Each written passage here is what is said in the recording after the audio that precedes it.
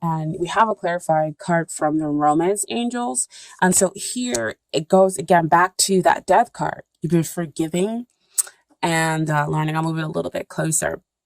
Forgiving and learning. And so it says, as you release and heal the past, you experience more love in your present moments. And so, like I said, it relates back to that death card. So you've been letting go. So you heal and then let go. You've basically come to this knowledge of saying, oh, I know why that pattern um, happened. I know why I was in that relationship with so and so, and I know that I don't want that anymore. I know I know me, or I'm learning me, and I know what it is that I want in order to be able to move forward. So I'm going to end some things, get rid of those negative emotions, and in order to have the love that I want. So there is that part where you experience more love in your present moments. Okay. Is the strength card. And it's really kind of important for you to know, Aquarius, is that Venus is going to be kind of high, when we go into this year. So I think it's around like January 9th, the Venus, and we all know Venus is all about love and everything else like that. So she's going to be, eclipse around, the end of the month, which will be Aquarian time. And it will also be a blue moon. So a lot of energy, a lot of, moving forward, and really deciding and having, the potential to get what it is that you want. Okay. And so what you have emerging, if it hasn't, of course, already emerged, so this is you forgiving. This is you having tamed that beast. So back over there to the death card where you understand, okay, I understand my karmic patterns and I'm not going to repeat them. I understand, this bad relationship and I'm not going to repeat it in the new relationship or in this connection that you have with someone. You've basically tamed that beast.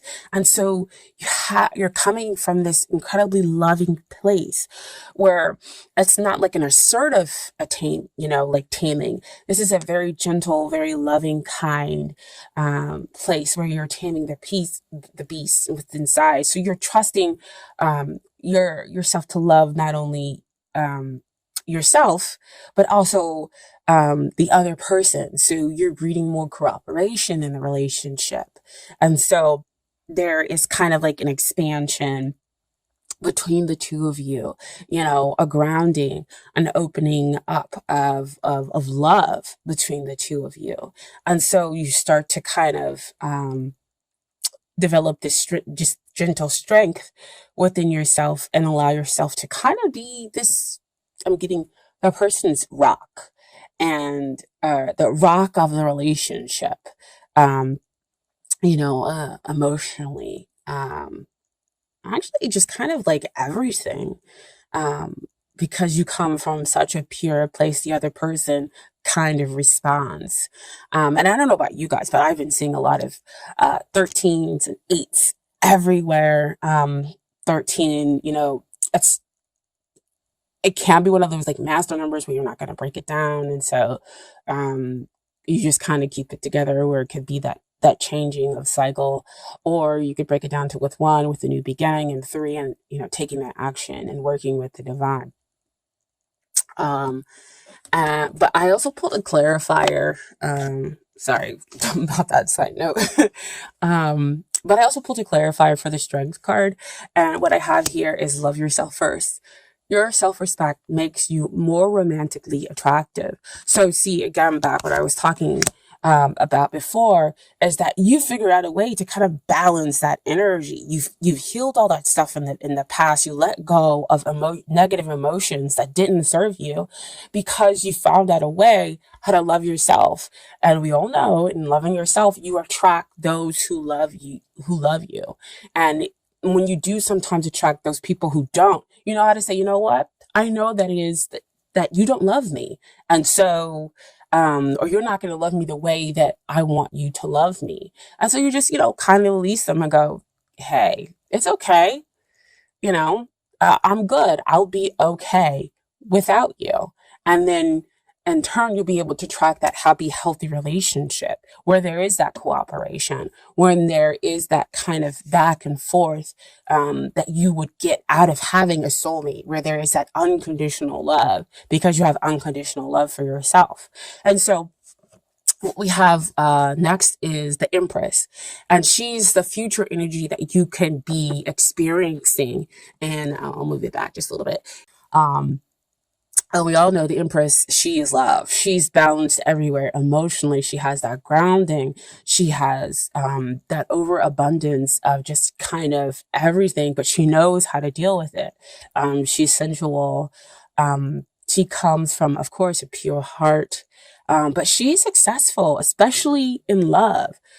Because she has all this balancing going on, because she's able to nurture and care for the other person. And so that's what you're going to get back um, in this relationship, is kind of you give out this nurturing vibe that started over here with that Strength card. And so you'll have that success that you wanted in love, and you'll be able to have your heart open and not be worrying about, well, I'm being a little too vulnerable. I can't be vulnerable like that, because we Aquarians can sometimes be like, I'm not going to let you see my emotions, because then you might do something to hurt me, and then I'm going to have to cut you. Okay. And so you've basically kind of moved past that energy a little bit. And so you have allowed yourself to be vulnerable with this other person. And in there, you've gotten the success in love. And so we have the clarifying card here, and that is wedding.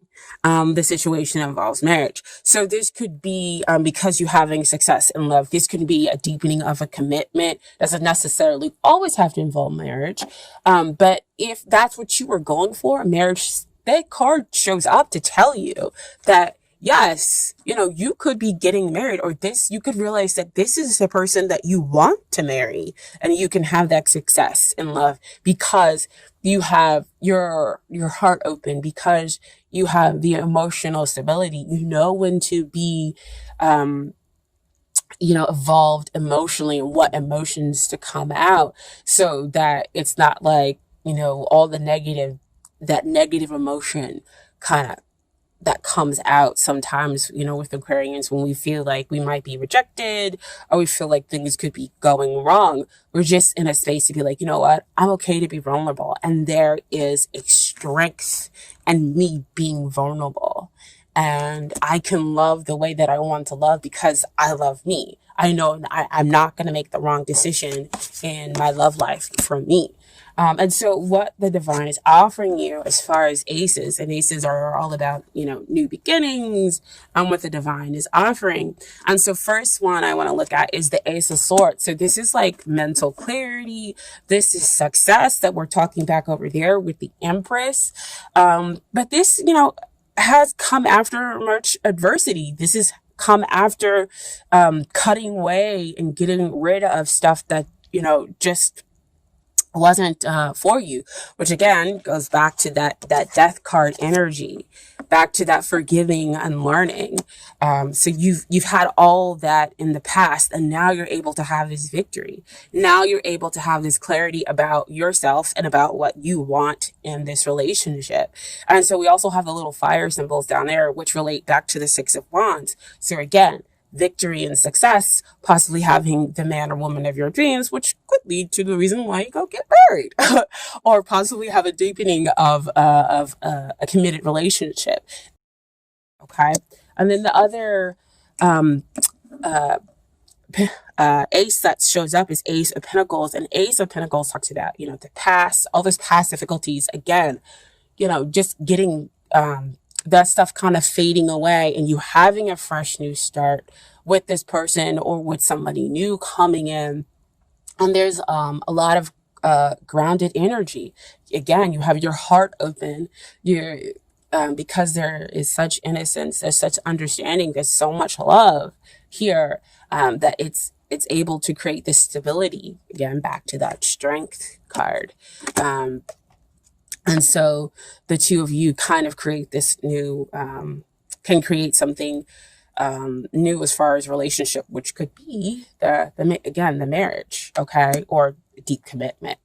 Now, as far as the energies that evolve within the couple in the relationship, I pulled out the court cards, and so I have here a Queen of Swords and the Queen of Wands. And so just so everybody, gets reminded that even though we have two queen cards here, the court cards are sexless. So, it just means that somebody's taking on the energies of that court card. Okay, so we have here, of course, first the Queen of Swords, and this is you, my dear Aquarians, because we're talking about it always representing those air signs. So Aquarian, Libra, Gemini.